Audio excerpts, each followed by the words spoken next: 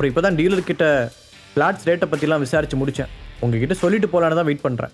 இனிமேல் தான் cab book பண்ணணும். தர்ஷினி சொல்லி கொண்டு இருக்கும்போதே அவனுடைய பிஏ நிகிதாவும் அங்கு வந்தார். சார், கொஞ்ச நேரத்துக்கு முன்னாடி ஷோரூம்லேருந்து கால் பண்ணாங்க. நீங்கள் புக் பண்ண அந்த பிராண்ட் நியூ ஸ்போர்ட்ஸ் காரை டெலிவரி பண்ண அட்ரஸ் கேட்டாங்க. நான் இங்கேயே கொண்டு வர சொல்லிட்டேன் என்றார். வாவ் பாஸ், புது காரா? நான் கூட நினச்சேன் இன்னும் ஏன் இந்த ஸ்கூட்டர்லேயே சுற்றிட்டு இருக்கீங்கன்னு. தர்ஷினி சந்தோஷமாக கைத்தட்டினாள். மூவரும் பேசிக்கொண்டே வெளியே வர பில்டிங் வாசலில் அந்த கார் புது பெயிண்டிங் பளபளப்புடன் நின்றது. ஓகே சார், ஆஃபீஸில் ஒர்க் இருக்கு, நான் கிளம்புறேன் என்று கூறிவிட்டு நிகிதா விடைபெற்று செல்ல ஹரிஷும் தர்ஷினியும் மட்டும் பாக்கி இருந்தார்கள். தர்ஷினி, அதான் கார் வந்துருச்சே, நானே உன்னை ட்ராப் பண்ணுறேன், எங்கே போகணும்னு சொல்லு ஹரிஷ் கேட்க தர்ஷினி அவனை திகைப்புடன் பார்த்தாள். இவ்வளவு நாள் அவனை தான் எவ்வளவு மோசமாக அவமானப்படுத்தினோம் என்பதெல்லாம் ஞாபகம் வர, சாரி பாஸ், அவங்க கிட்ட அப்படியெல்லாம் நடந்திருக்க கூடாது. இன்னைக்கு அந்த நவீன் பேசினதெல்லாம் கேட்கும்போது தான் நான் எவ்வளோ தப்பாக இருந்திருக்கேன்னு எனக்கே புரிஞ்சது என்று வருத்தத்துடன் சொன்னாள். அவளை பார்த்து சிரித்த ஹரிஷ், அதெல்லாம் முடிஞ்சு போன கதை தர்ஷினி. ஆக்சுவலாக எப்போவுமே உன் மேலே எனக்கு பெருசாக எந்த கோவமே இருந்ததில்லை. ஒரு தங்கச்சி கூட சண்டை போட்டு விளையாடுற மாதிரி தான் இருக்கும். ஸோ டோன்ட் வெரி என்றான். பிறகு ஏதோ யோசித்தவன், அப்புறம் நீ எனக்கு ஒரே ஒரு ஹெல்ப் மட்டும் பண்ணணும் என்று கேட்டான். என்ன ஹரிஷ், சொல்லுங்கள். அன்றைக்கி நீங்கள் சொன்னதுனால தான் என் ஹஸ்பண்டை வேலையை விட்டு தூக்காமல் இருந்தாங்க. அந்த நன்றி கடன் எனக்கு எப்பவுமே இருக்குது. நீங்கள் என்ன ஹெல்ப் கேட்டாலும் நான் கண்டிப்பாக செய்கிறேன். வேகமாக பதில் சொன்னாள் தர்ஷினி.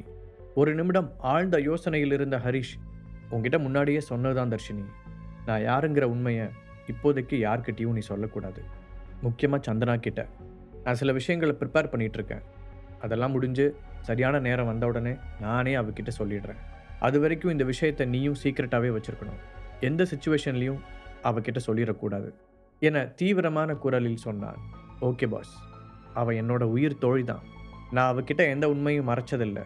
ஆனால் நீங்கள் இவ்வளோ சொல்கிறதுனால அக்செப்ட் பண்ணிக்கிறேன் என்ற தர்ஷினி, எதுக்காக இவர் சந்தனா கிட்ட எதையும் சொல்லக்கூடாதுன்னு சொல்கிறாரு? இந்த விஷயம் தெரிஞ்சால் அவர் ரொம்ப சந்தோஷப்படுவா தானே? சரி, அவருக்கு ஏதோ நியாயமான ரீசன் இருக்குன்னு நினைக்கிறேன்.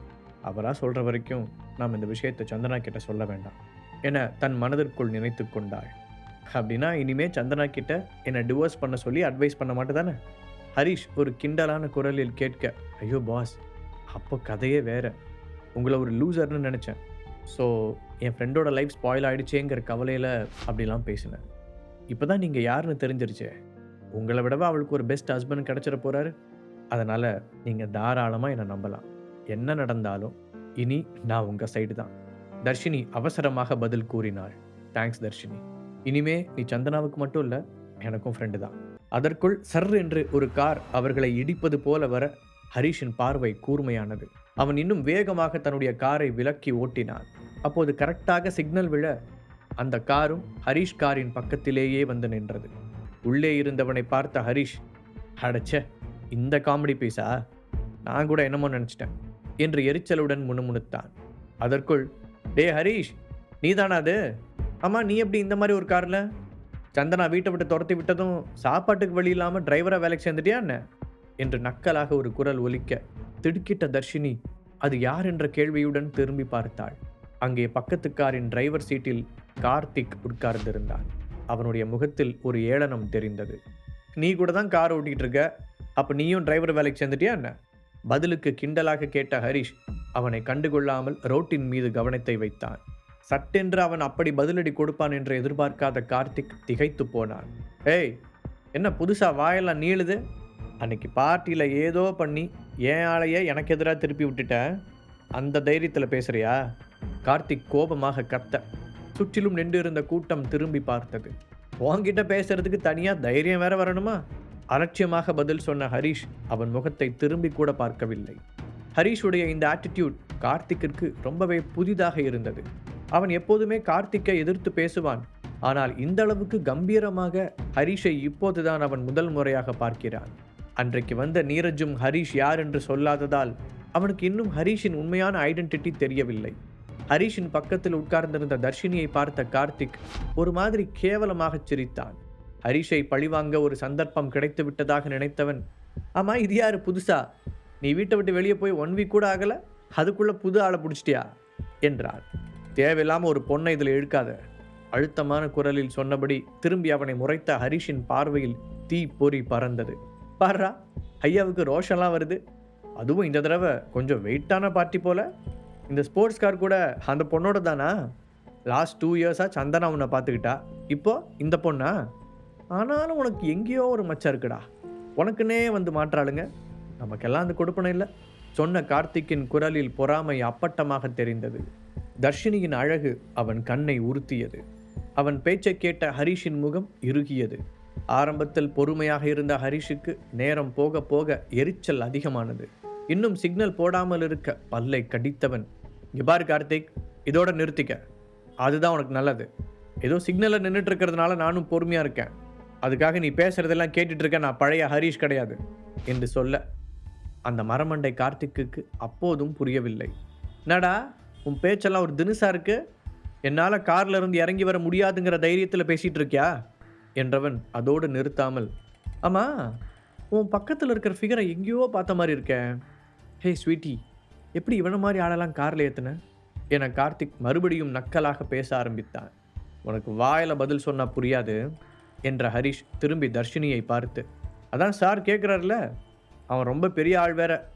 ஸோ நீ இறங்கி போய் அவர் கேட்குற கேள்விக்கு கரெக்டாக மரியாதையோடு பதில் சொல்லிட்டு வா என ஹரிஷ் அந்த மரியாதை என்ற வார்த்தைக்கு அழுத்தம் கொடுத்து சொல்ல, அதில் இருந்த உள்ளர்த்தத்தை தர்ஷினி புரிந்து கொண்டாள்.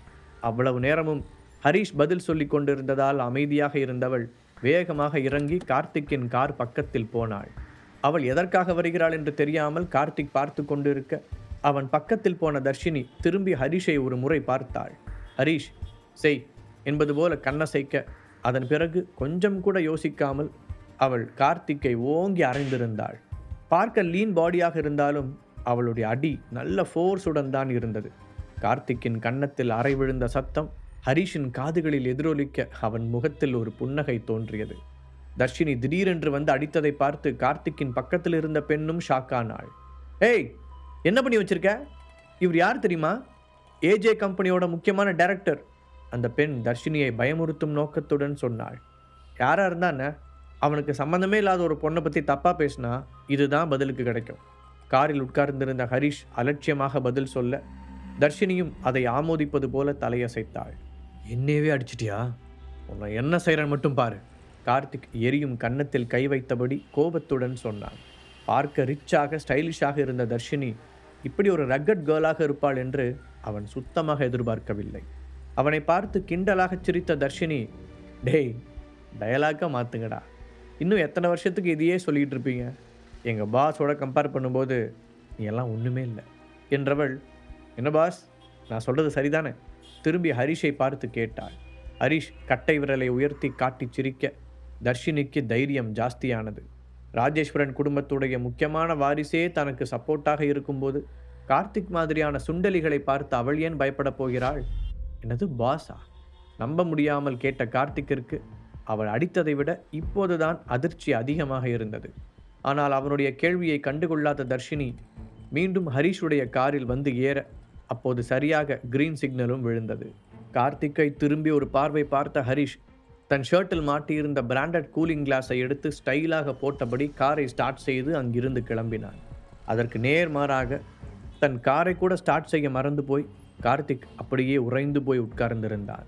ஹரிஷுடைய அந்த கடைசி பார்வையும் அவன் ஸ்டைலாக கூலிங் கிளாஸை மாட்டியபடி ஸ்லோ மோஷனில் அந்த கார் நகர்ந்த விதமும் ஒரு மாஸ் ஹீரோவை பார்ப்பது போல இருந்தது. இப்படி ஒரு ஹரிஷை அவன் சத்தியமாக இதற்கு முன் பார்த்ததே இல்லை. அவன் திகைப்பில் ஆழ்ந்திருக்க, பின்னால் இருந்து விடாமல் அடித்த ஹாரன் சத்தங்கள் தான் அவனை சுயநினைவுக்கு கொண்டு வந்தது. கார்த்திக், என்ன பண்ணிட்டு இருக்கீங்க?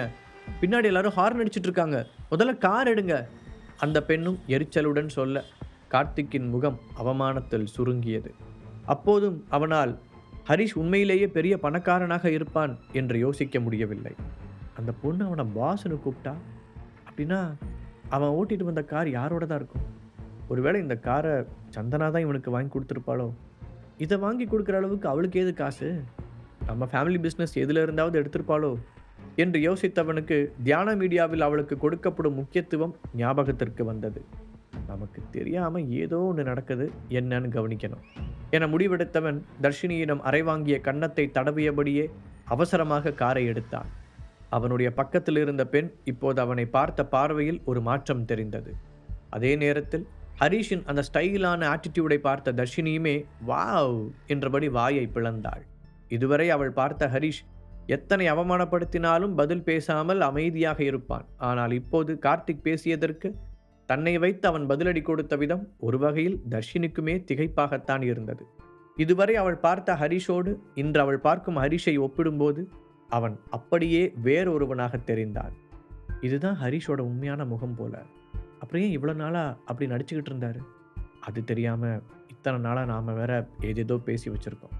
நல்ல வேளை ஏதோ பெரிய மனசு பண்ணி அதெல்லாம் மன்னிச்சிட்டாரு என்று அந்த நேரத்திலும் தனக்குள் நிம்மதியாக உணர்ந்தாள்.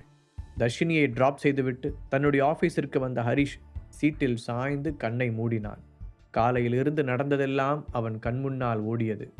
இந்த அனுராதா பாட்டியும் திலகா அத்தையும் சந்தனா விஷயத்தில் எனக்கு எதிராக ஏதோ பிளான் பண்ணுறாங்கன்னு நல்லா தெரியுது. ஸோ கூடிய சீக்கிரம் நம்ம நினச்ச வேலைகளை ஆரம்பிச்சிடணும் என்று நினைத்தவன் சந்தனாவுக்கு ஃபோன் செய்தான். ஹலோ ஹரி. சந்தனாவின் ஸ்வீட்டான வாய்ஸ் கேட்டதும் ஹரிஷின் முகத்தில் அவ்வளவு நேரம் இருந்த இறுக்கம் மறைந்தது. இல்லை எமர்ஜென்சின்னு கிளம்பி போனியே, அதான் கால் பண்ணேன், மென்மையான குரலில் கேட்டான். அது ஒன்றும் பெரிய பிரச்சனை இல்லை ஹரி, சின்ன இஷ்யூ தான், சால்வ் பண்ணிட்டேன். அப்புறம் நானே உனக்கு கால் பண்ணணும்னு நினச்சேன். நீ எப்படி திடீர்னு அங்கே வந்த? ஏதோ ஃப்ளாட் வாங்கணும்னு கேட்டேன்னு அந்த ஏஜென்ட் சொன்னாங்க. என்ன நடக்குது ஹரி? அவள் கேள்வி மேல் கேள்வி கேட்க ஹரிஷ் ஒரு நிமிடம் என்ன பதில் சொல்வதென்று தெரியாமல் முழித்தான். திடீரென்று மூளைக்குள் பல்ப் எரிய, நான் தான் உங்ககிட்ட சொன்னேன்ல பேபி வேலை தேட போகிறேன்னு. நான் ஆசைப்பட்ட மாதிரியே ஒரு வேலை அமைஞ்சிருச்சு. என்னோட புது பாஸுக்கு தான் அங்கே ஃப்ளாட் பார்க்க வந்தேன். சரளமாக போய் சொன்னான். ஒரு நிமிடம் மறுமுனையில் பேச்சே வராமல் அமைதியாக இருக்க, என்ன எதுவுமே பேச மாட்டேங்கிறா? ஒருவேளை நம்ம பொய் சொல்கிறோன்னு கண்டுபிடிச்சிட்டாலோ? ஹரிஷுக்கு பதட்டமாக இருந்தது. சந்தனா என்னாச்சு? ஹரிஷ் தயக்கத்துடன் கேட்டான். இல்லை நிஜமாவே உனக்கு வேலை கிடைச்சிருச்சா ஹரி என்றவளின் குரல் உடைந்திருந்தது. எனக்கு இப்போ எவ்வளோ நிம்மதியாக இருக்குன்னு தெரியுமா? இனி யாரும் என் முன்னாடி உன்னை இன்சல்ட் பண்ணி பேச முடியாது. எனக்கு அது போதும் என்றாள். அவள் கண் கலங்குகிறாள் என்பது ஹரிஷுக்கு புரிய, ஆர் யூ கிரைங் பேபி? அவன் தவிப்புடன் கேட்க அந்த பக்கம் லேசான விசும்பல் சத்தம்தான் பதிலாக வந்தது. இல்லை ஹரி, இது சோகத்தில் வர கண்ணீர் இல்லை, சந்தோஷத்தில் வர்றது. எனக்கு என்னமோ இனிமே எல்லாமே நமக்கு நல்லா தான் நடக்கும்னு தோணுது என்றவளை நினைக்கையில் ஹரிஷுக்கு பெருமையாக இருந்தது. இதற்கும் அவன் என்ன வேலை பார்க்கிறான், எவ்வளவு சம்பளம் என்று அவள் ஒரு வார்த்தை கூட கேட்கவில்லை. சரி, நீ வேற இப்போதான் வேலையில் ஜாயின் பண்ணியிருக்க. ஒர்க்கிங் டைமில் ஃபோன் பேசிகிட்டு இருந்தா பார்க்குறவங்க தப்பாக நினைப்பாங்க. நாம் ஈவினிங் ஃப்ரீயாக பேசலாம் சொல்லிவிட்டு சந்தனா ஃபோனை வைத்து விட்டாள். ஆனால் ஹரிஷ் தான் ஃபோனை காதில் இருந்து எடுக்கும் சிந்தனை கூட இல்லாமல் அப்படியே உட்கார்ந்திருந்தான். என் மேலே உனக்கு அவ்வளோ நம்பிக்கையா பேபி? ஆனால் அந்த நம்பிக்கையை காப்பாற்றுற மாதிரி நான் நடந்துக்கலையே. எவ்வளோ பெரிய விஷயத்தை நான் உங்ககிட்ட மறைச்சிருக்கேன்னு தெரிஞ்சா நீ என்ன ரியாக்ட் பண்ணுவேன்னு எனக்கு தெரியல பேபி. அதை நினச்சாதான் எனக்கு பயமாக இருக்கு. அவனுக்கு சந்தனாவை நினைத்து எந்த அளவிற்கு சந்தோஷமாக இருந்ததோ அதே அளவுக்கு கவலையும் வந்தது. அப்போது யாரோ கதவை தட்டும் சத்தம் கேட்க, எஸ் கமின் என கம்பீரமான குரலில் சொன்னான். அதோடு ஒரே செகண்டில் அவன் தன்னுடைய முகத்தை மாற்றிக்கொள்ள இப்போது ஒரு பாசுக்குரிய தோரணை அவனிடம் வந்திருந்தது. பாக்கெட் எஃப்எம் ஆப்பை டவுன்லோட் பண்ணி கிங் ஆடியோ சீரீஸை கேட்க ஸ்டார்ட் பண்ணுங்க.